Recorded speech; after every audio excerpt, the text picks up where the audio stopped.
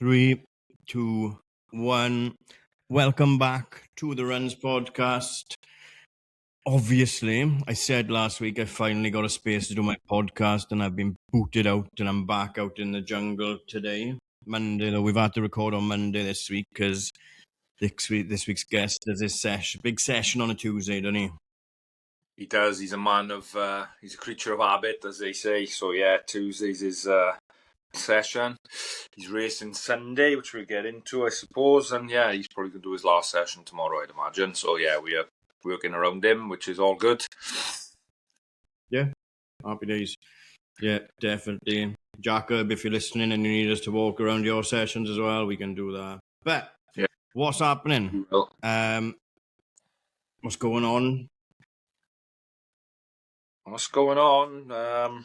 Well, we was down Cardiff Park Run in lovely conditions. Weather's as is, isn't it? It's a proper winter grind at the minute, isn't it? Do you know what? Told you Carter was home, doors fucking slamming everywhere. I don't know if it's because I'm slower or whatever, but I didn't feel any weather really on Saturday down there. The rain stopped. Maybe I'm just not fast enough for the wind to bother me. I don't know. No, it was biblical and awful warming up, wasn't it? And a little 10-15 minutes before, that was horrific. And then, I think we got a bit lucky because it seemed to stop just before we started. And it was windy, but it wasn't, I didn't notice it to be like, oh my God, I can't run in this. It was windy, but it wasn't, I've run in a lot worse. Don't get me wrong, it wasn't nowhere near good weather, but yeah, I think we got all right as far as the morning went for the actual park run. Do you know what? I've heard a lot about Boot Park, Cardiff Park Run, and I wouldn't put it near one of my favourite park runs. It's not great, is it? I like where it is. It's good parking. It's pretty flat. It's a down, round and back. I like it. Is it flatter than Swansea? Wouldn't you run Swansea for a PB over there, though? Swansea. I guess Cardiff is more for the racing element as well, maybe. But Swansea's busy too. Yeah, Swansea's busy. But Swansea, you've got that little bit on the sandy bit and then turn. And also Swansea is just, I would imagine, a lot of the time it's weather dependent with that wind in it. Because one way or the other, you're going to get it on the coast, wind out or back. That's true. So Swansea's flat and fast, and the loop where you do go around is nice and smooth. Yeah. Similar to Cardiff. I like Cardiff. I don't think the parkrun route is as fast as the Safa route. But yeah, it was a good morning out. Yeah. Grafting, running hard. The turn was nice. It was a nice turn.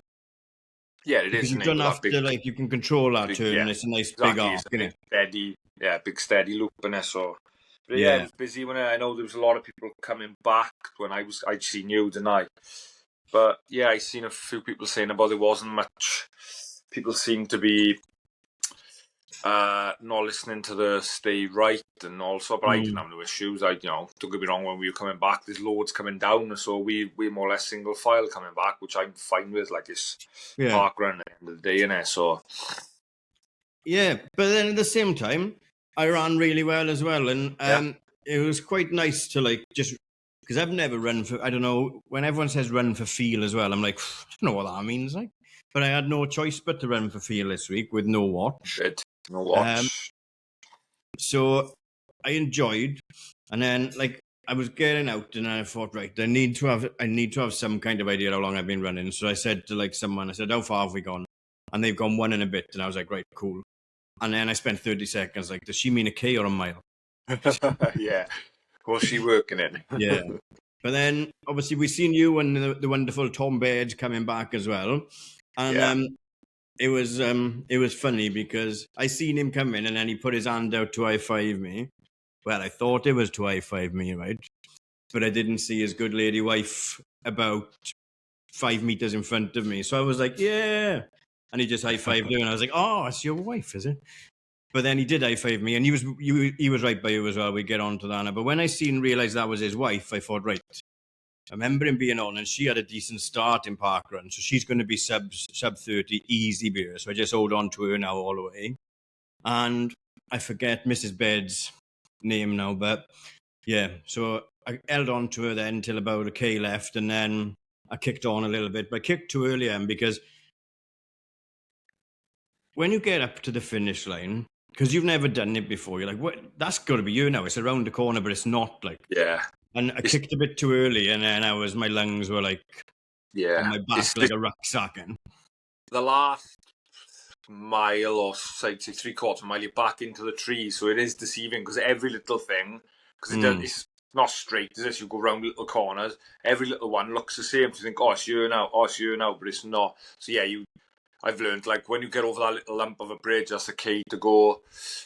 Then when you go past the bollard, it's like, I think I'm gonna say 800 to go, and then the signs are on the right, caution runners. I think that's at like 2 and 100 to go. But obviously I've learned that, and I had Tom ahead of me screaming at me to run faster, and I couldn't. Sorry, Tom. Because I seen Tom warming up, and he was like, oh, what are you doing now? You go. And I told him I just wanted to look sub 17. He's like, oh, I'll run with you, I'll pace you. So thanks to Tom, but I just couldn't hang on. I had a bad day. Paced by the birds. That'd be a good reality TV show. Oh yeah, that would be good. Yeah. Yeah, but you negative split in nicely without even knowing. Yeah, but that was more because I couldn't get out, I think. I was a bit too honest at the start, maybe. And put myself, not too honest, really, because I didn't know who was running where, but I should have probably started a bit further, because it's very narrow getting out of there, isn't it? Yeah, so it took me a while to get out. Start is tight. There's a lot of people on the grass, and yeah, it can take you a while to get moving. Even that first K is still quite narrow. Yeah. But all in all, happy with it, yeah. Like I said, I think that will be my proper full send now. I'm toying with the idea of getting in touch with Cooper and saying, look, just load up London now, or just go through the motion for the next 2 weeks. Well, it's not going to make much difference whichever one I pick, really, is it? No, I think it'd be irrelevant, like 2 weeks. Yeah, I've got no watch. I've got no watch to put out whatever they're giving to me, so I might as well just tick over and just keep running for feel for the next 2 weeks, really, innit? Yeah, I'd say so. Run for time and just make sure you're still going out doing a couple of runs in it. And yeah, I don't know if you plan on any 5Ks or park runs over the festive period, but yeah, maybe have another bash and just see where you're at then, and then 2-3 weeks. Yeah, I'll squeeze one in. Yeah. I have to deb with a watch once I get a new one. Yeah, you will. But yeah, you like I said, you go where you wanted, I go where I wanted. So all in all, I didn't get what I wanted, but it wasn't the worst. No. Yeah, happy days. You got your London t-shirt on, but sorry if you can hear the fucking washing machine. I don't know what it does. It sounds like the pig underneath the counter in Flintstones when it starts going. Bloody hell. There's no pig out there. It's just the plumbing. Yeah, London Marathon. Looks like the runs shakeout in London this year is going to be a lot busier than we first anticipated, because everyone is getting in today with good footage, isn't it? Yeah, we've seen a lot today on the gram posting, because today was the last people to know getting into London. Full, is it? Yeah, I'm sure. Like, I don't know if charity places are still ongoing and people still, but I wouldn't have thought so. I thought people have already known that. Good for age. Yeah, I think this is the last batch of 6,000. I think it is 3,000 female, 3,000 males. So yeah, we've seen a lot of our friends getting in. So well done to all them. And yeah, looks like we'll have a good crowd there for me to support and shout that during the 26.2 miles around London. But you got in good for age as well, so you don't fancy it just for a jolly or whatever? I'm going to in Boston on Monday night, so I won't be doing it. When's Boston? On the Monday. And then Monday London's before? the following Sunday, yeah, so like 6 days before. Yeah. So I'll be Boston Monday, fly back Tuesday night, back Wednesday morning, up to London Saturday to support you. But yeah. So that'll be a good week. Yeah, Craig Jones is in, Matthew Blackmore from Harriers is in, both the Carleys are in, loads are in. Loads. Nick Liu, Johnny, CDF, seen loads of people. I don't know, I've seen so many today, I can't keep count. Yeah, but yeah, great news for all them. And I think it's a bit shit, like finding out now, like what are we, 2nd week of December? And why look you watch the date, winds me up, stupid idiot. Like, why leave it so late to let people know in it? I know people might have already pre-booked and free cancellation hotels, but like, prices are just through the roof anyway, and I'm to leave people know, like, now, they're going to be starting training like now. So yes, I know they're doing that and you've still got time to train, Yeah. but like let people know earlier and for frigging transport and hotels and things. Look, but we've spoke about this a million times. That no one cares about the final consumer. Like, it's for London Marathon is for the economy in London and stuff like that. It's probably a deal with all the hotels in London saying, let them know later because we can put the hotel prices up as well. We're fucked. We just, you tough, like, innit? Do it or don't. Well, like. the prices go up as soon as they know the date anyway, don't they? You know, to say with everything. Yeah. Mine was quite reasonable, but I'd say quite reasonable. If I'd booked it the week before, it would have been half the price, but I guess so. Yeah, it'd probably been cheaper again if you'd known the dates, innit? Yeah. I know you can guess rough dates and maybe book 2 weekends with free cancellation, but it is what it is, isn't it? Like you say, you're doing this, so you're going to book somewhere. Got to buy the ghoulies, as they say. I tell you what, on the subject of London, I spoke to, because all you good for age, it's going to be brilliant to see you all up there, and hopefully we can get a shakeout sorted on the Saturday. But you're there because you're fast for your age, right? So your training is going to be very different to mine. But anyone that got in through the ballot or through charity space that are slower and not good for age athletes, I spoke to Ross Jones from Warriors Try because he's doing it as well. About doing some long runs on a Sunday together, maybe once a month or whatever. Somewhere in the middle, Swansea or Porthcawl or wherever. So if anyone is training for London or any of the spring marathons and wants a long trot with two people that are not as fast as everyone else, you're welcome to join us. Good idea, that is, because that'll make those long runs much more easier, I'd say. Not easy, obviously, but easier to manage and get you through them a bit better. If, you know, on days then, one of you might be struggling, one of you not, you're both struggling, both not, even if there's other people there, that does make it much easier if you can get a little group going like that for longer runs. And even if you're not running the exact same pace, you know, you have like turnaround points or stop points. Even if you're a minute or two slower over 5-10 miles, you know what I mean? That makes it just a bit easier, definitely.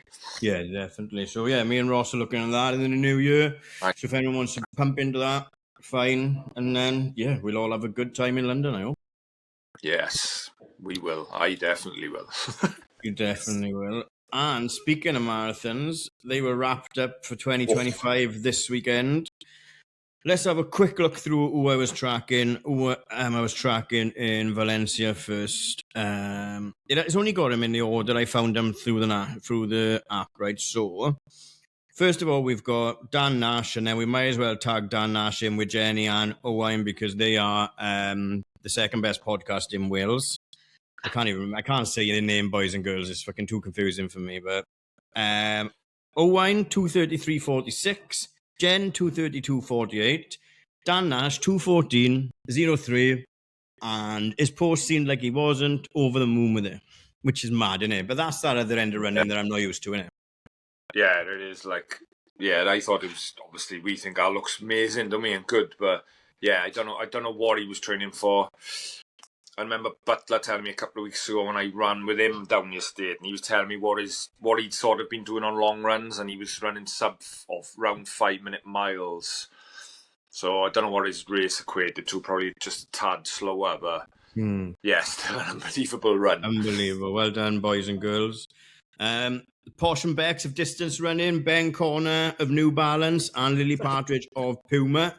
2:10:49, 2:27:55. Cracking end of the season for Lily in particular, but Lily and Ben. Yeah, Ben PB. I don't think he was happy overall with what he thought he trained for, but PB's a PB, and I think it was Lily's fastest for a couple of years.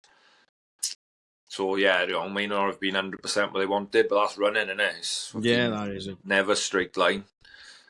Exactly. Who else do we have? The Ponty crew. Jack Reddy pretended he had a bad calf and then knocked it out the park. 2:41:33. Don't start fibbing for likes now, Jack Reddy. If you didn't have a bad calf, you didn't have a bad calf. But what a run, buddy. Well done. No. Are you ready for Jack Reddy 2026? Probably not, because he's another spring marathon and then he's doing Ironman Wales. I know, what a maniac. Daniel Hamilton, 2:16:48. Yeah, big run. lived sim, can't say 2:38.13, and our second favourite Ponty boy after Bishy, only joking, Bull, you're number one. Adam Bull, 2:23.29. Yeah. The mullet on legs. Yeah. Obviously, he was tracking everyone in there, and I was landing when I seen his split. He was like a metronome, smashing out. He told us he was going to go through halfway in 1:11. I think he went through 1:11.01. Ridiculous. And then, to hold it together, I know he was landed with that because he's had a few bad years, really, with injuries and niggles, and haven't really got a marathon in like he should. No. So I was landed when I seen that, and he looked like he was pleased at the end, pretty emotional and proud of that one, I bet, because he's had a bit of an hard time with marathon, so I've landed for him. I know. Can you believe he was crying for likes on live stream, like? Live stream. No, Bull does it. Like, I'm a big fan of Bull. And, it's an emotional game, but it's an emotional game. I nearly cried after running a 6:11 in Manchester, but so. Exactly. But no, Bull's, and like I said, he has had a shitty couple of years. Obviously, he pulled that Drover's leg out this year, but that was like his comeback race as well, wasn't it? Yeah, it was. Yeah, that was his first like big fucking effort, I suppose. Yeah. He built up sensibly, and he's had a good year. He is a sensible boy, and he's too sensible sometimes, Adam Bull. But let me have a look who else we were tracking. Mick Fox, won his day. Pulled a plug 11-mile hamstring, went in there, but shit happens, doesn't it? Exactly. He knows that as well as anyone.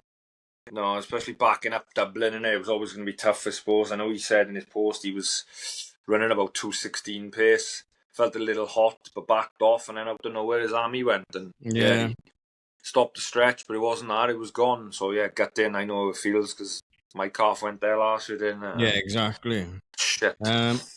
Tough day for Cole Gibbons as well. 2:42.24.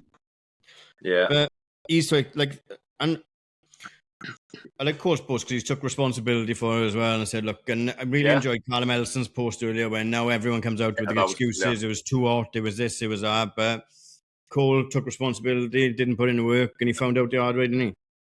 Yeah, he owned it, like just said, wasn't there, didn't do enough. That's lit the fire in him now to kick on again. Hopefully he comes back to our London sort of form. He's getting coached by Ben now, as we spoke before, so that could be a good couple of months now if he does go for London again and get back to where he was start of the year. Yeah, it feels like it's been a bit, because he had the lull, didn't he? After London, he had to have a break, and it feels a bit rushed. I don't know anything. Like, I'm just saying what you see on the socials, which is all you can do, doesn't it? But obviously got the Adidas deal, and then it's felt like Berlin and this have been a bit rushed now. So maybe now he's got that fire back and he can get a proper block in and come back, hopefully, innit? Yeah, I think so. I think that'll be the key now. This have lit the fire in him, and he knows now he can't just half-arse it. A couple of others. Craig Sander. I can't remember who Craig runs for, right? But somebody told me about Craig's story, and he's been on quite the running journey. And the goal was to get sub-3 out in Valencia. Someone I can't remember who messaged it or emailed us about it, right? I should follow him back on Instagram so I would know a bit more information about him, but I'll do that later. 2:56.38 to go what he went for. Jon Bon Jovi, Jonathan Bonville -Gin. Jon Bon Jovi, that's a good nickname for us to call him, Yeah, Jon Bon Big Johnny. Yeah. 2:46.22. Yeah. Out PB. In, I'm confused now because people keep walking Valencia. past. Yeah. He was still in Valencia. John raced a lot of marathons, but they landed for him with that. He seemed to have stuck one together, and great run that. Yeah. And Meg from Sandom as well, 3:24.35. Yes. Massive PB, 7 minutes, was it?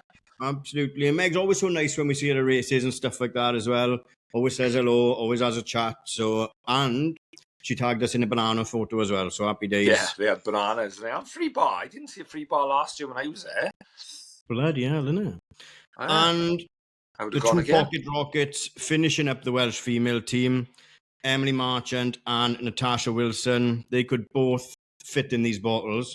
But by God, can they run fast? Emily, 2:38.57. I'm not happy with her because I spoke to her earlier and she'd done 20,000 steps the day before. Will she ever learn? But No. as long as she had a good time, I don't care. Yeah, She was exactly. going for the vibes, wasn't she, a bit? I can't believe I just said the vibes. But she's had an hard year, which I probably jinxed her with that when she came on last, because I said, you haven't experienced anything but success, have you? And then the year suddenly started to fall around We've her. cursed another one. But she pulled it back.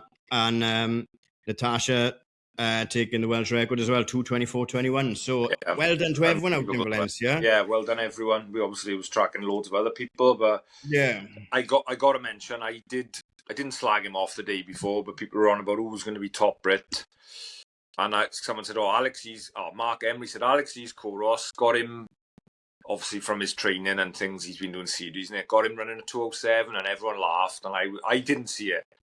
And he slagged off Kouros, Mark. So when he'd run it quicker, I said, well, here we are in Kouros, we trust because he run quicker. Yeah. I didn't see that come in. From running his debut in London 2:11, I did not see him taking 5 minutes off. But fair play, that's unbelievable run. Second fastest Brit of all time. Crazy. No, that reminds me as well. I owe a massive apology to Alex Yee because I thought he was just a flash in the pan who won the Olympics on accident. Yeah. Then he went up against in the T100 and done the stupid thing. But I apologise, Alex. You are a fucking runner. Fair play, that's a hell of a shit. Yeah, he's got probably a dilemma now. What does he do for LA? Because that'll get him in the team, surely. Like, if he not, he could run quicker, do you know what I mean? So, yeah, that was unbelievable. Absolutely. And Lanzarote Marathon was going on as well. I'll be honest. I don't know. Was it Lanzarote? Yeah, Lanzarote, because I haven't done hard about going tonight. Barrow kindly offered me a place to stay with him, but with my illness that 1 week, and then I went away on holidays, I just thought, let's not force something. So, but it looked class. Jeff Thomas from Porthcawl, we've had on message me today saying how good it was and what a great race. And now him and Wilfie Dunn from Porthcawl, obviously it was loads of SVT. Mikey Talbot and his missus were out there. I think they did the 10k because it was a 10 and a half and a full. So seems like a good weekend, and it is on my list to maybe do 1 year as my bit of a run, and then maybe stay for my winter sun holiday as we like to do for a change. Yeah, look good. So well done everyone out there as well. Right, our guest is ready. He's waiting in the waiting room, and I've had a text to say why you haven't let him in yet. So let's take a quick break. Tell him because he kept us waiting for 2 years. I know, absolutely. He can wait another 2 minutes. Let's take a quick break, and then we'll get this week's guest on, is it? Welcome back. We have been joined by, I'm not going to say it, just Jon Butler. How's it going, Jon? Finally, 2 years we've been waiting for this one. 2 years. Yeah, I think I've avoided it for long enough. You have. So we finally got you for end of season 2. It's worth the wait, though, because you've achieved a bit more in the last 2 years, haven't you? Hopefully. Yeah, it's been a decent period. Not too bad for an old man. Oh yeah, you're a veteran. No. Yes, vet 35. I was working 3 years and I'm moving up a category. Oof. Love it. So you're a puppy in this age group, like? Yeah. To be honest, I don't think I class 35 as vets. Really, I think it's too early. I think 40 would be the start. I can imagine like that hasn't changed a bit, I guess, with like eras and stuff like that. Because if we think back, like on football terms, in the 90s when people were 35, they were cooked, weren't they? They were done. Like, but now you've got all the older ones that have still got 8-packs and stuff like that. Fitness has changed, haven't it? Like, I wish I had an 8-pack. No, that's a good point, isn't it? Everything's changed. Everyone's fitter now. So the older, look at me, 48 and still doing it. Yeah. To be fair, you're running PBs over every distance. Joe was the same. Joe running PBs over every distance. There's Phil Matthews now. I don't even know how old Phil is, but he's running ever so well. He's done some real good local races over the last couple of months. It's no coincidence they're all on the Nomeo shots, is it? Nomeo, what's the nose strip? I seen a photo of you in a nose strip the other day, buddy. I know. Matt Ferran caught me at a moment of weakness after a session. I didn't wear it for the session, just after. No, I did wear it for the session. He ropes me in with all his freebies. So. Was it any good? I don't know. Be honest, John. No, it does fuck all. I think running's one of those strange ones where in your mind, you have to prepare everything perfectly. So sometimes if something in your mind makes you feel like you're going to be better, quicker, whatever, then yeah, I think it's worth this wait. But yeah, you won't see me wearing one in Telford. No. Placebo effect, in it, as you said. Yeah. Yes. I only like him because Robbie Fowler used to wear them. And then I heard him on a podcast the other day and said he didn't have a fucking clue why he wore them. He just thought it was cool. I'm sure I saw a few footballers wearing them in the Man U West Ham game the other day. I'm sure Xerxes had it on. Or rugby player when I was watching a rugby game the other day. Wouldn't be surprised if they've probably been told something. Put it on. Yeah. Or they just get into them, don't they? Anyway, let's go all the way back. Do you do much running or school, or was it just like football and rugby and stuff? No, mainly code, John. Yeah. Yeah. So no, mainly played football, but yeah, I was always quite small for my age, so I kind of drifted away from that. And my first ever cross country I did for the school was the local Bridgend Champs, which, if I remember rightly, I think I won, and then went through to Welsh schools in Brecon and came fifth, so qualified for Wales in my second race. So that was quite a quick sort of run. Yeah. But that's not taking it serious either, though, is it? It's just dabbling cross country while doing everything, football and stuff as well, is it? Oh yeah, I didn't do any specific training for it at all until I made that Welsh team. Then I went down to Swansea Harriers then and did some training with a group down there. A coach called Arwyn Davis, who was from Porthcawl. He actually coached Jimmy and coached a couple of good Joe Thomas, who competed for GB a couple of times. So. And Hobbs and all them trained with him for a little while. Yeah. But it was mainly football throughout you kind of growing up then? Yeah, till 16, 17, that kind of age. And then that sort of fizzled out and then started doing a little bit of running. But I think until maybe the end of my first year of uni, I don't think I made it past that period. That's mad, isn't it? So... you just play football, local football, Pencoed, is it? I can't think where I was playing. Yeah, as a child, it was Pencoed. Yeah, played locally for them. I was in and out sort of the Cardiff Development sort of academy, but never really had any real period with them. They always just used to say I was sort of too small for my age, so I come a bit disillusioned with football, and I kind of fell into doing a bit of running, which I think I only did it to get out of a school lesson. I don't really know how that came out, to be honest. And have you been running continuously since? Because I was under the impression you played football through to like a decent standard. Yeah, so that's how you know Scott Gray, isn't it? Because he was like sub for the seconds team of the first team you played for, right? I actually played a friendly for Flan. I don't know if Cleo played or Holloway, one of them, years and years ago. I don't think I was there then, but I'm sure Holloway was, because he's mentioned it, and Schenko obviously after you came and played for Clan. I think I was elsewhere then. Yeah, so I ran up until the end, I think, of the first year of uni, maybe a little bit past that. I think uni lifestyle just... fizzled it out. And then started playing football and worked my way up to the Welsh Leagues. Joined the team... Lantwick Major. We went up from Welsh League 3 to Division 1. We won both leagues and we had a hell of a time with a good group of mates and played up until COVID then and finished in COVID. Did you do anything in between, like any running or just for fitness or just park runs or just absolute, basically nothing? No, I probably did an odd 5K, maybe run once or twice a week, and we used to, before training, do like a 5K before we trained. I think I was running when I was playing football, probably low 17:30, something like that. Yeah. Probably runs a week and football maybe, but they were just like little jogs and things like that. So to be honest, I was probably in my football team for my engine more than my ability. So yeah. But COVID killed, like, I was still playing football and rugby, and I'm obviously not. But it's a trigger, and we spoke about it so many people so many times, that it was a trigger for a lot of people to like not go back and play those team sports and crack on with triathlon or rugby or running or endurance as well, wasn't it? Because you weren't that old then either, Joe. You've only just turned 30. But I guess you've got the kids then as well, have you?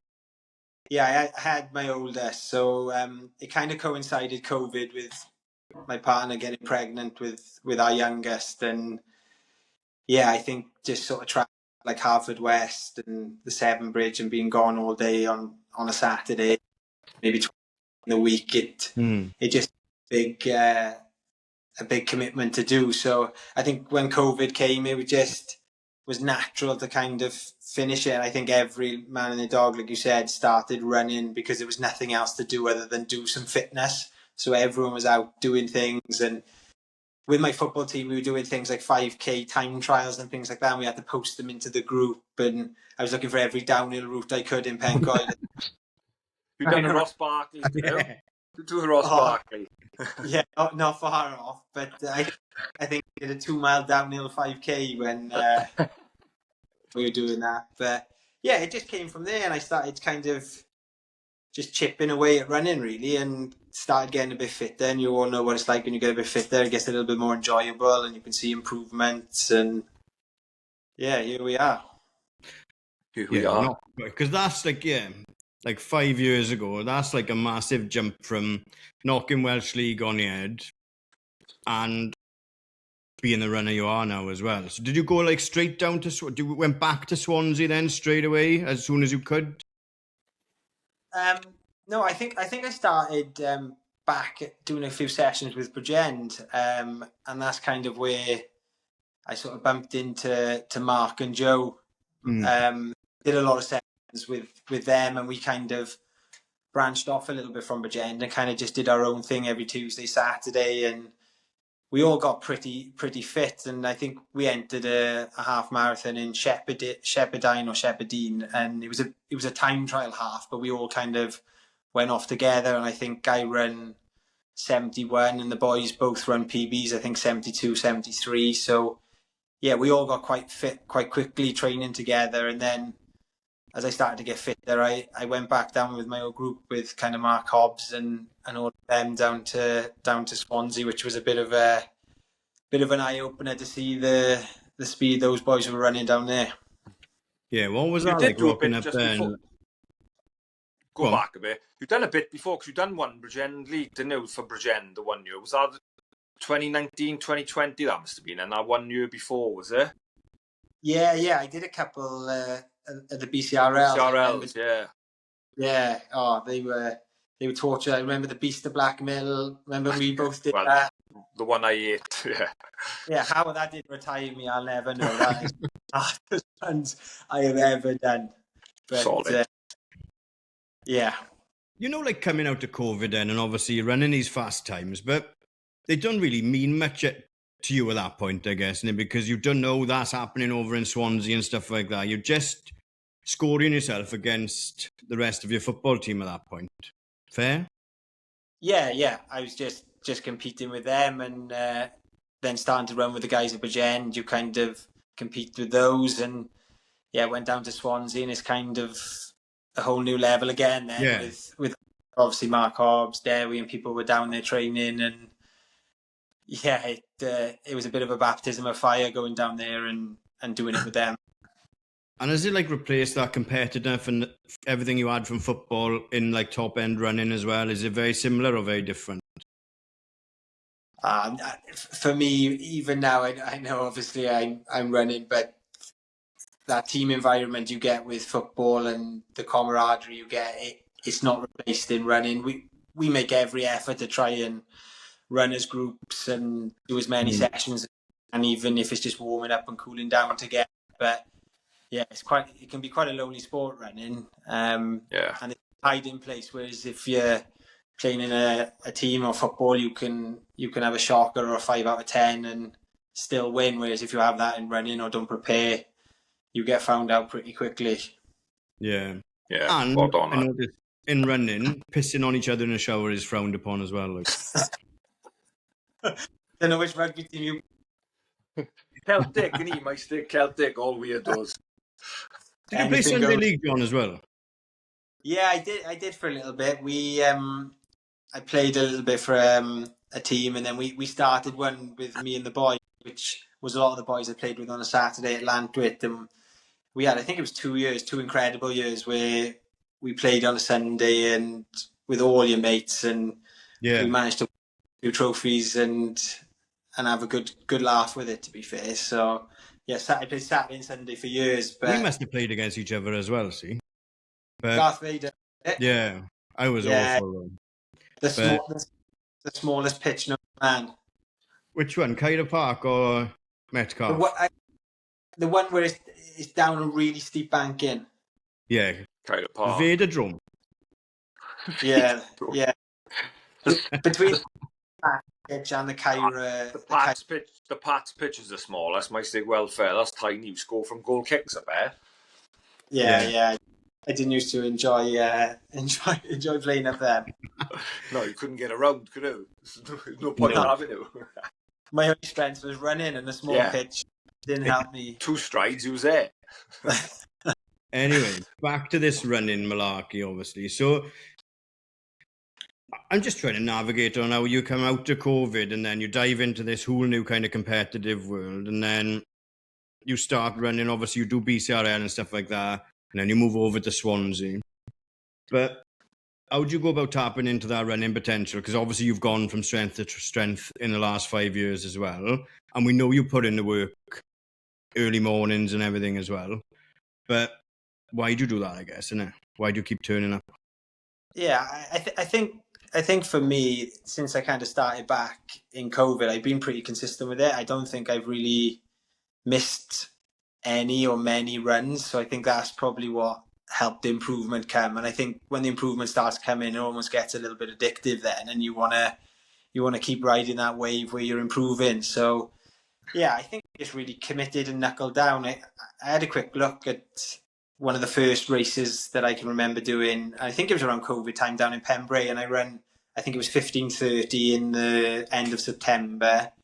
And then it was in Race for Victory in the April or May then, which was my next race. And I think I ran 14:42. So I had quite a big jump. Quite a short time, if that makes sense. That's a mad jump too, innit? Because you'd expect to see a jump like that from someone slower like me, from 30 down to 27. But a minute jump when you're already running sub 16. Is that massive, or am I just in awe? Yeah.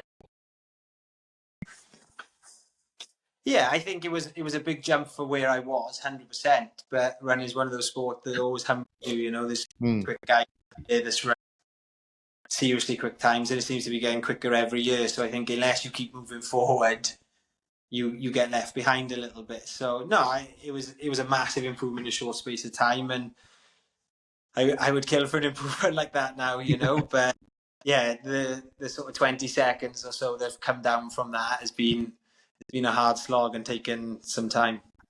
Yeah, but that's just such fine lines, isn't it? Like when you're running that quick, like especially as like you're not getting any younger. No offense, it's the same with all of us, but like no, but you know what I mean? Like you're running 14. Was it 14:19 you're at now? Is it?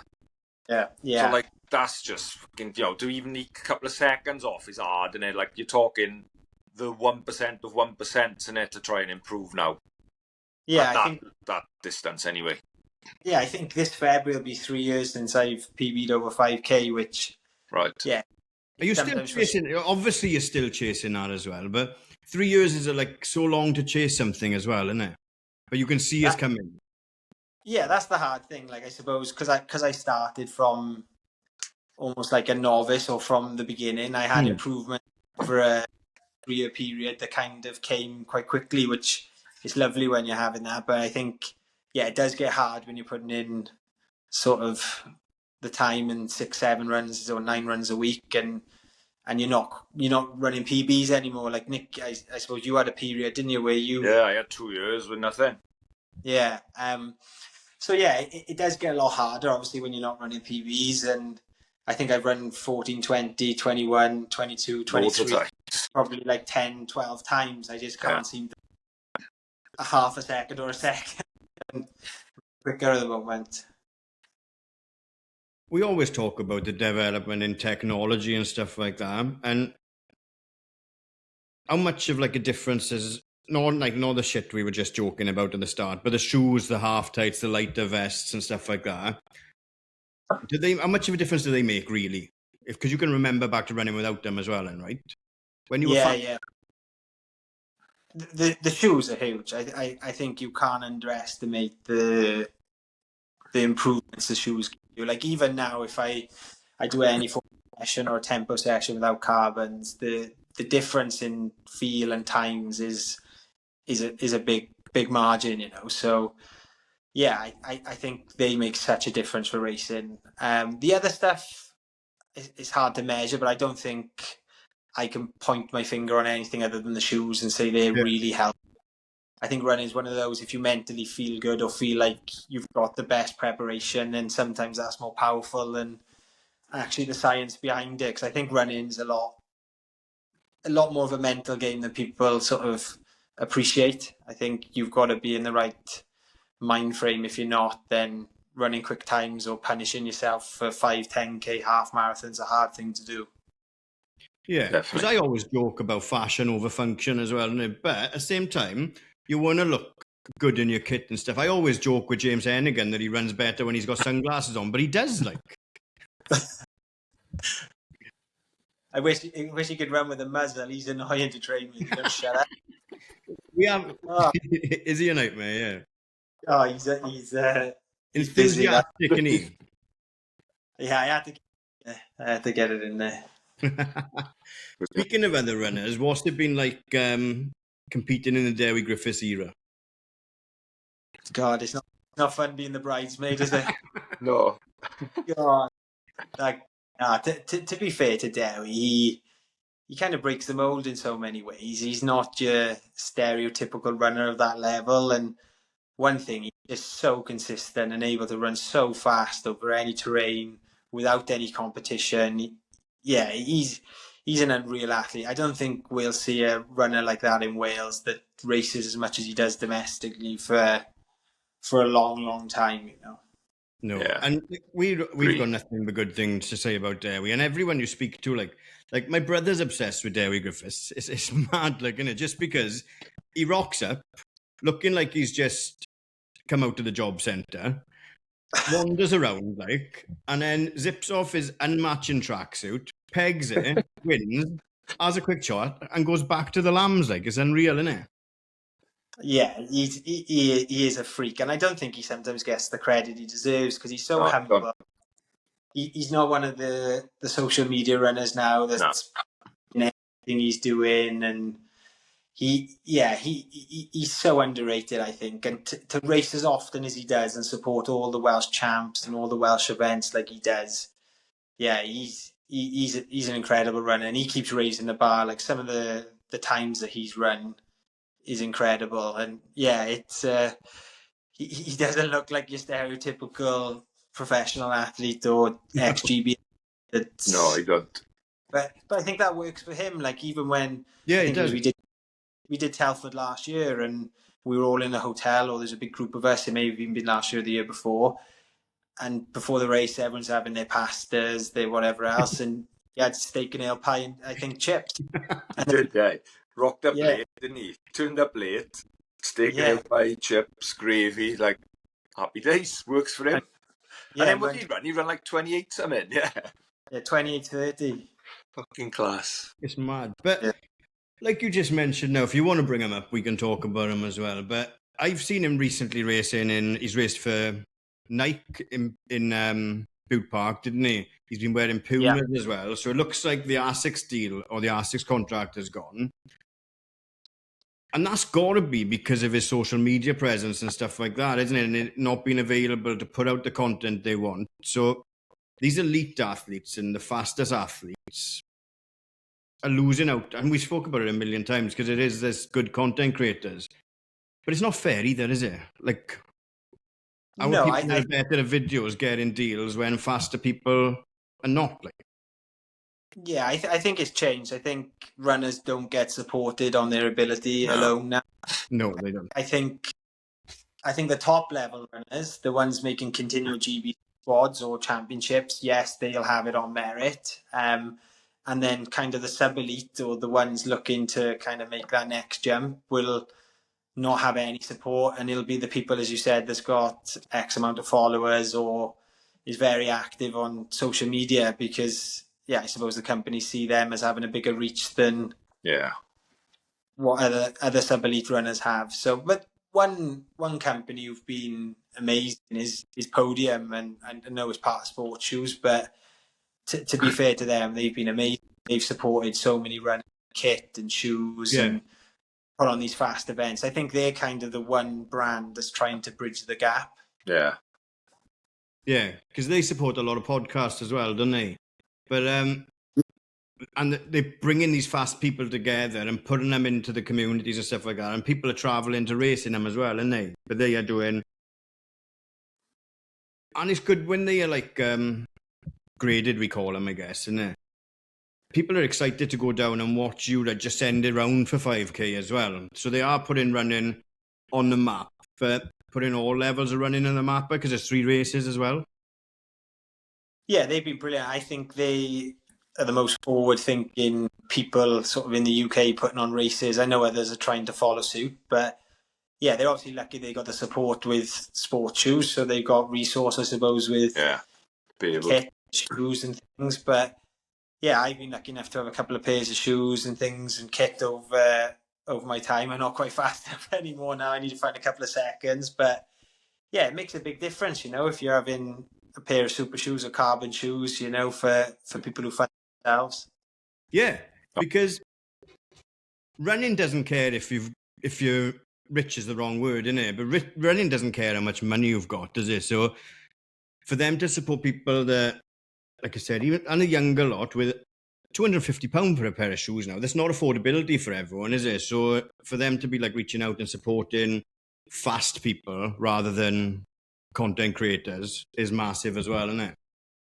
Yeah, 100%. They reward on merit, so it'll be time alone. So they look run, and that will make you eligible to run for a brand or have a kit for that race. So yeah, I suppose it helps a lot, and you can see the amount of sort of top UK runners that are taking part and supporting these events. And if you get enough people that are quick enough together, then you're going to get fast times across the board.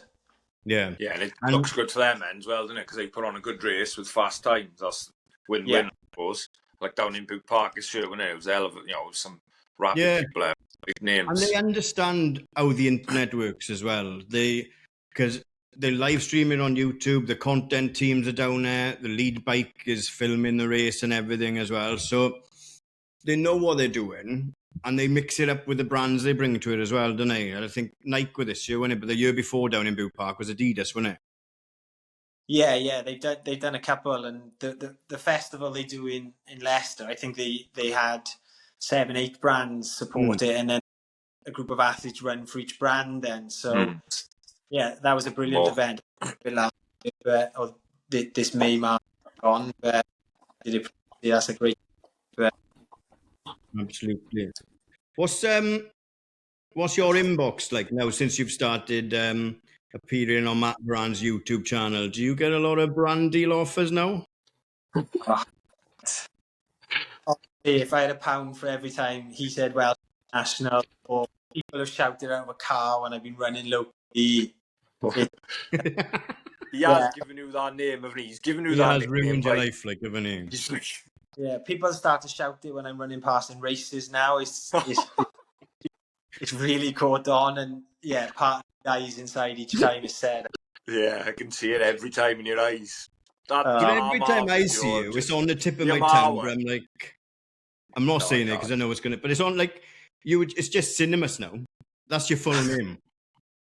Oh God, I know, and yeah, as players were saying that when we went to Armagh last time, he was trying to get me to film him doing everything. I just couldn't do it, but then it kind of backfired. He filmed me for everything, so it looked like I brought someone to film me, and I was the creator.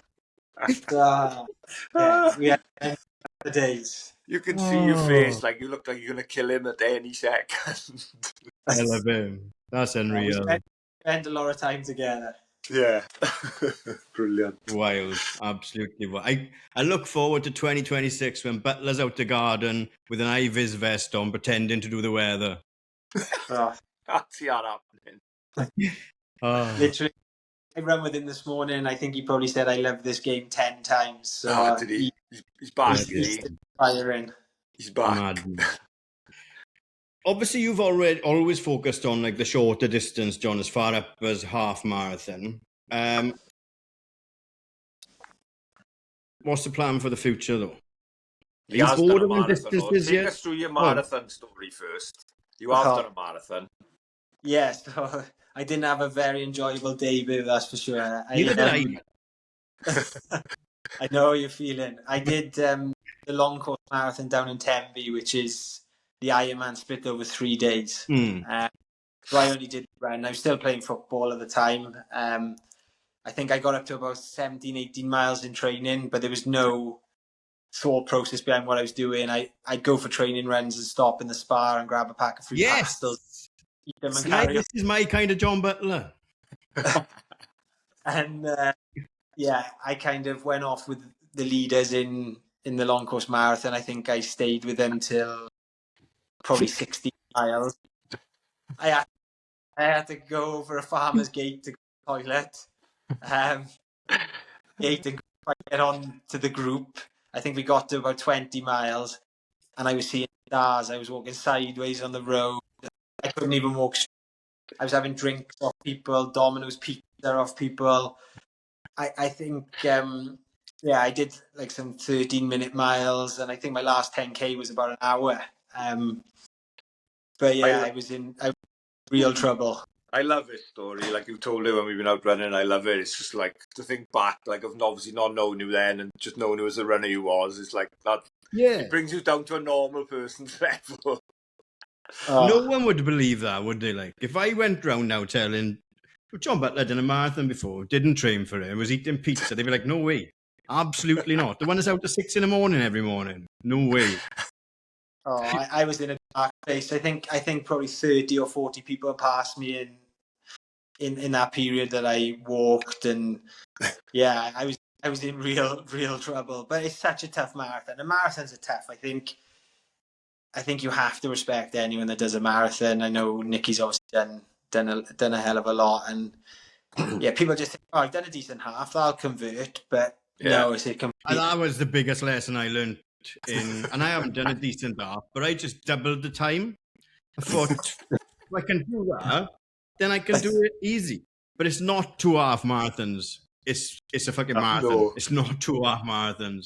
Because try starting, even at my pace, right, a 2.5 hour half marathon, when your heart rate is 220, you fucking can't have any more gels because you've already had 14.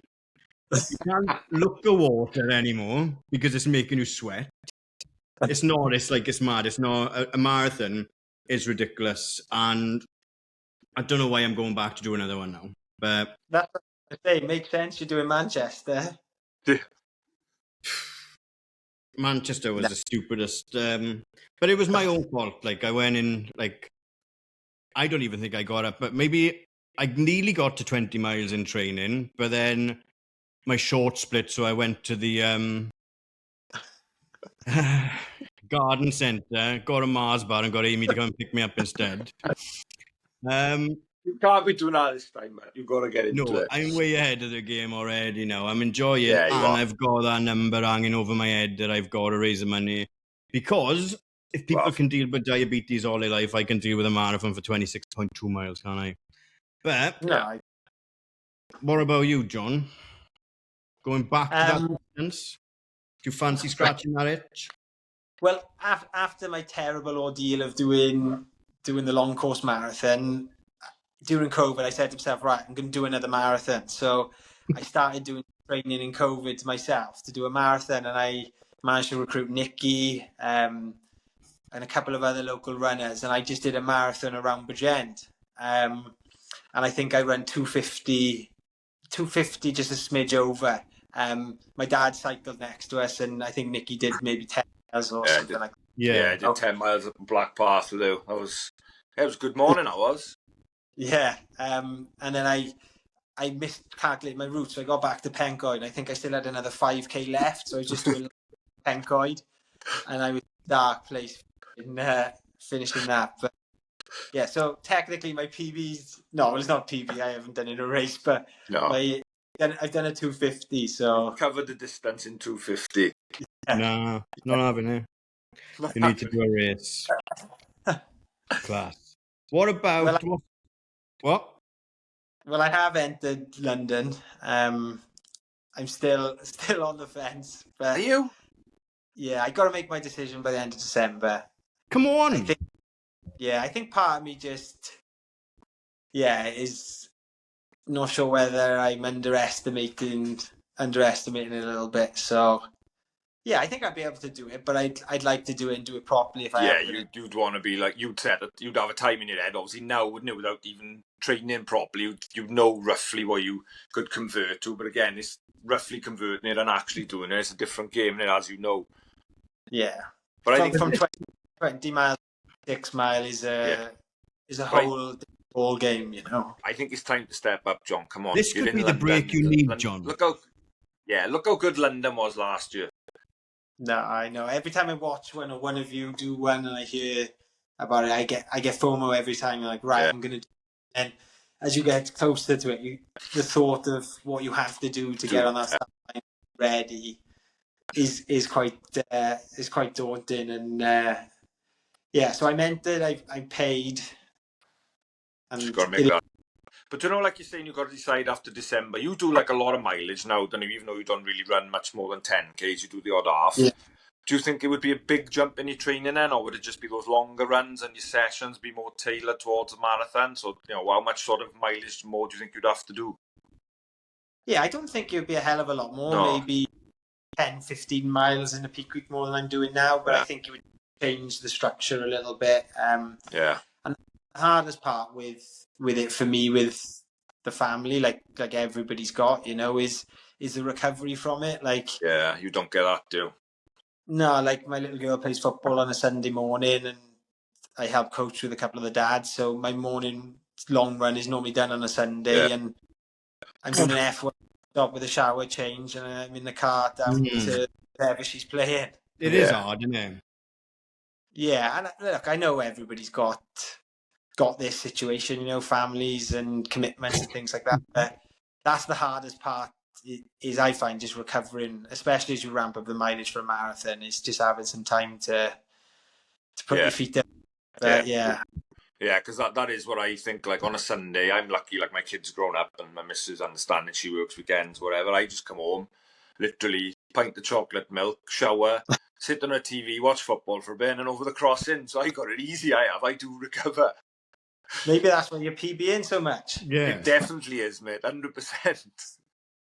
I would say no kids stressing you out, but Harvey drives around the bend, doesn't he? So he drives me around the bend from Dublin. Yeah, he's fucking going to Australia now in January. Fucking mad. Changed again. He's fucking hard work. If you do London, I'll sort you out a vest. Swansea can fuck off. Wales can fuck off. You can run for the runs. Yes. Well, I was nearly running in one next week or this weekend. I know. Yeah, let's go there then. Let's get on to this week. Yeah. This weekend is Telford 10K. That's like the fastest 10K. One of the fastest 10Ks on the calendar, is it? Yeah, I think so. I think it's where people seem to run their fastest times, and I think they break records for the amount of people to break 30 and 29 and things like that. It's one of those, when you see the course, it almost shocks you how it can be legal with the start, because it's such a fast downhill for sort of 200-300 meters. I don't know how you regain that elevation for it to be like net zero, but you do somehow. But the actual course, other than that, is quite narrow, flat paths. It's not like the quickest course around it. I think you just get so many people together, dragging each other along. Yeah, but they've changed the course this year. So yeah, there's been, I think, a landslide or something by the finish. Probably because of all the runners on it every year. Yeah, especially how quick they're running at the front. But so they've changed the finish. It's being measured, I believe, tomorrow, and they seem to think it's going to be just as fast. Right. So yeah, it's only a slight variation, I think, for the finish. So I don't think it's anything crazy, like it changed the last 200, 300, something like that. Is it a big field, John, in your race? Is it like... I haven't got a clue. I haven't seen anything. Just obviously I've done it the last 2 years. I know how many people kind of break 30. I imagine it's going to be exactly the same as it normally is. It's absolute carnage because you get so many people within such a short time window, say from 28 and a half to 30 minutes. That, it's crazy at the start. But I'm looking forward to it. Ready? Yes, I'm ready. I'm looking forward to it. Hopefully, I feel I'm in PB shape, so I'm hoping it was on the day. What is your PB? What were you looking at? 29:52. 52. I knew it was 29:50 something. I know it is ridiculous. It's that, and the thing with it as well, like you said, I done it a couple of years ago though. There's that dead stop as well there on the bottom of the lap. Yeah. So like it's not like you said, there's no smooth corners. So it is weird how I didn't find it fast. Like I didn't run my best. I was coming off the back in New York, and that's no excuse. But I didn't think it was a fast course. But like you say, it is just like I was coming down when you was coming back up, and it is just a fucking train of about 100 odd runners, just like doof, doof, like say 28 to whatever. So I'm looking forward to seeing you up there. Yeah, I think it's 2 dead turns, as you said. I think you do it on each lap. Yeah, it is really narrow, so it gets quite messy because it's hard to take over people, and everyone goes out so hard that it can be a strange race. Like I did Trafford in the March after it, and that's where I broke 30, and I much preferred Trafford. I thought that was a course because you just got a bit more space to get into your rhythm. With Telford's a bit just crazy, for at least 6-7 until it settles down a bit. 6-7 like. Running half past. When does it start to hurt? Christ, have you seen my running photos? It looks like it hurts from the start. You're one of my favourite people to photograph. I love it. He's Phil Jones from the beginning, isn't he? Yeah, he is. But who did I say he looked like before? I can't remember. Oh, God. I think it was Chaser. Chaser. But no, I see how fast he was last week saving that goal. He was flying. Yeah, right. Well, I couldn't be a content creator with all my photos from running. I wouldn't be able to get any video. That's quite the trend, isn't it? Like a while back, that was a trend, people showing off their shit race photos. But no, when does it start? Like, because obviously your system is much more refined than mine. But does it? I normally start hurting, like for a 5K, I'll start hurting a 3, like maybe. Is that the same, or am I doing it wrong? Should I be hurting earlier, later? No, I think pretty much everyone kind of hurts at the same point. It's just you're a little bit fitter to run a bit quicker while hurting.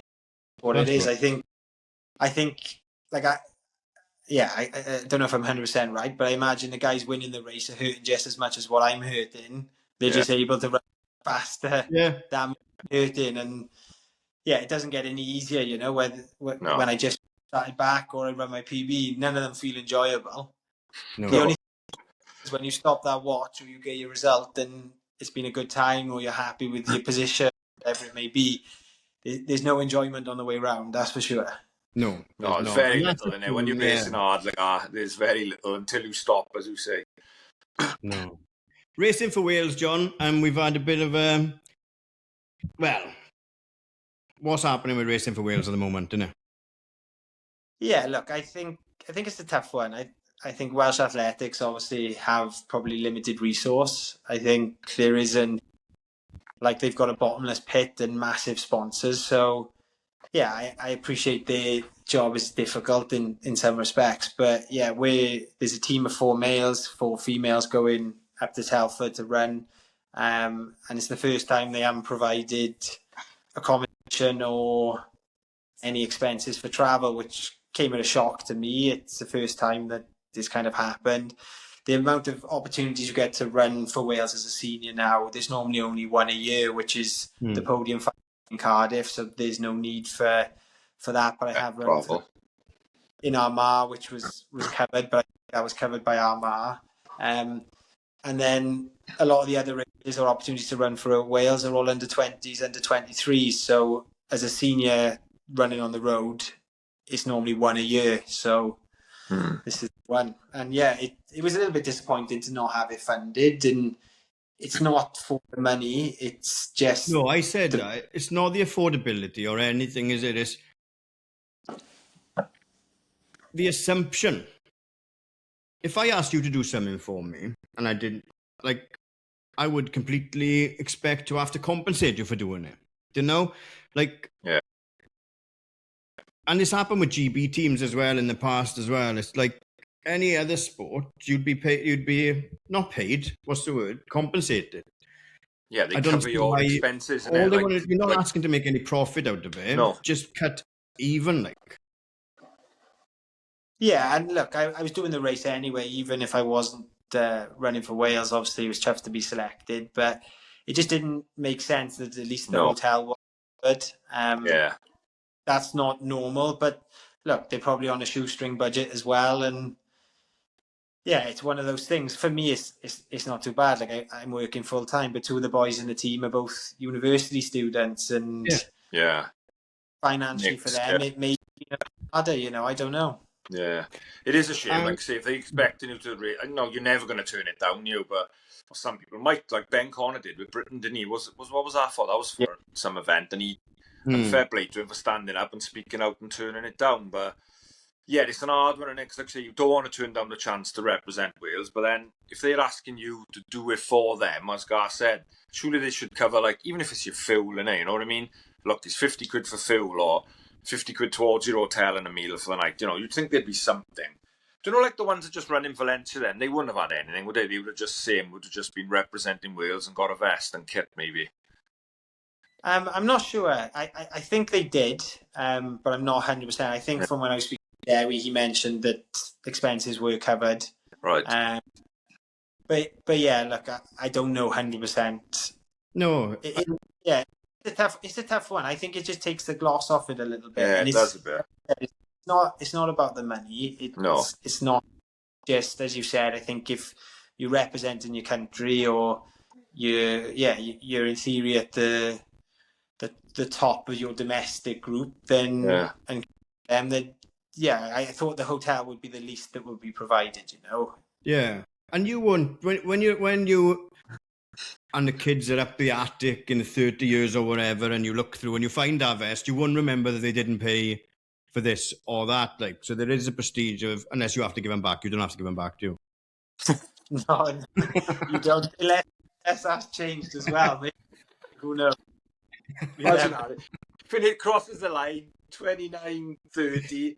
Hang on, we want the vest back now. Hand them back in like the fucking football coach going around with the kit. Use magnets, don't put any pins in there. Yeah, don't put pinholes. If you keep them, you might as well. Just let's start that trend as well, John. Swap in with the other teams at the finish line. Swap vests with England after the end. I laughed. Yeah, look, I am chuffed to be running, and I don't take it for granted. I know we had a little joke at that, but 36 now, turning 37 in March, and to still be making senior team. Yeah, I'm chuffed. And the first one that I had after returning to running kind of meant a hell of a lot, because I didn't expect to get to that level. It was just a bit of a hobby that kind of gathered a bit of momentum. Definitely. But look, if they're choosing not to pay you, it's a problem. If they haven't got the money to pay you, it's a bigger problem, isn't it? So either way, it's a bit odd, isn't it? Yeah. Yeah, look, I think all of athletics is struggling. You see the UK athletics. And that's why the content side is so big, isn't it? Yes. And I think I read that this year was the first year UK athletics had recorded a profit or hadn't had a negative balance. It was minimal too, it was $1 million, I think, which is minimum in big organisations, isn't it? Yeah. But it's difficult because the sport is well supported when you're top 8 in the world or winning major medals. But I think even as maybe a full-time pro that's making championships, but maybe not progressing through heats and things like that, then they're probably under-supported as well, But I suppose it needs the market to fund it, doesn't it? Whereas you look at some athletic events, the crowds will be minimal. You go to football games, you got 60, 70,000. No, true. That's the problem.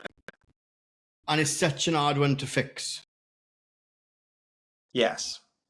I think they need to try and look freshening it up, and I think trying to have these interesting, fun events domestically, and as you said, even if you're just streaming on social media or YouTube to start that. It's such an easy fix, right? Because Welsh Athletics have got literal running clubs and teams coming out of their years that are racing each other most weeks. Why aren't content teams just going out to a Harrier session one night, a Talbot session, and making the content around that and bringing the characters to life that are from running clubs that are not pretending to be anyone, rather than us having to watch people pretend to cry on their fucking stories like. But anyway, thanks for joining us, John. But no, they've got all the tools there. We'll end on that bombshell. I know. Yeah. But I don't know. No, I agree. And I think even in Wales, we don't do anything like cross-country relays, which they do in England, which is a massive event. Massive event, yeah. I think they could try and make more of a focus on the county teams, the North, East, South, West Wales, and kind of do events where they're actually selecting the top 8 on merit for each region and things like that, and create these events. And but look, I think there's plenty of people that try, and I know you guys have helped with like the Tonopandi Classic and speaking with Welsh Athletics with some ideas, and I know like Podium and people like that are trying, and they're the people that are gonna hopefully carry it forward. Get it going. Yeah. Absolutely. John, thank you so much for joining us. It's only taken us 2 years, but I enjoyed your marathon story. That was worth the wait at least. You've got to come to London because my London vest is banging and it'll look even better on you because you've got wider shoulders and lighter biceps. He'd have to wear his Swansea one in the championship pen. No, he won't. Or you can wear it under it and then just rip it off for the finish line. Yes. But I've got one important question someone's asked me to ask before we finish. Go on, you be careful with what questions you're asking before we finish now, John. Matt Varane is begging to be a guest on this show. He wants to be. Yeah. He can come on. We'll have him. We'll grill him. But if he says, I love this game... Yeah, he's not coming on. Varane can come on. Yeah, we'll get him on. As if he can string a decent couple of months together, he can come on. I don't think he'd let you ask any questions, though. I think he just exactly. Yeah, he would just talk, wouldn't he? Yeah. But yeah, brilliant. Right, we'll get Varane on. That's fine. We need some guests for season 3. We'll get him on. You lose the important thing. 20 minutes in. I don't know. I'm asking you. I'll tell you now. I'll have a look on my phone. I'm not expecting any. John's a big Man U fan. He's had a good year. He's had a good tennis. 0-0, John. You're doing well. We'll take a point. Take a point, yeah. It could be worse. You could be Liverpool, John, which I didn't think I would be saying this time last year. But... You had the highs of last season, mate. No. Yeah, not so bad. Have you got favourites, Nick? Yeah? I have, but I got a couple of quick favourites. We just go straight into them. Yeah, just blast through them. Right, John, favourite distance? 5K. Oh, is it? You fucking madman. Favourite shoe?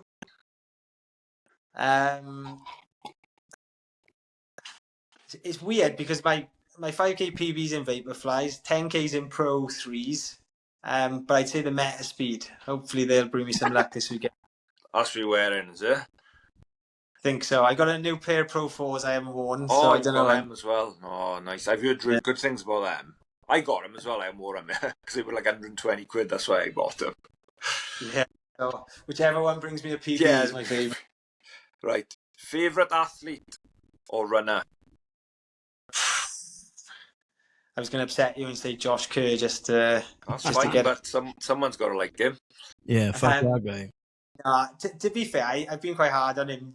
We're sort of speaking with you, but you can't argue with Jakob, can you? I think for him to be at that level and to do every major champs that he does and do the distances he does, and there's no one else like him, I think. No, he just does everything. Yeah, I do worry whether he will get back to levels. maybe the start of the problem. But he's just pulled out of the cross country, which I think is correct, isn't it? Because like that would have just been mental to just come back and do that. But hopefully we'll see him next year now in Birmingham, and he is fit and firing, and we have a good race. Right, let's hope so. Yeah, so next one, favourite training partner? Definitely not Matt Varane.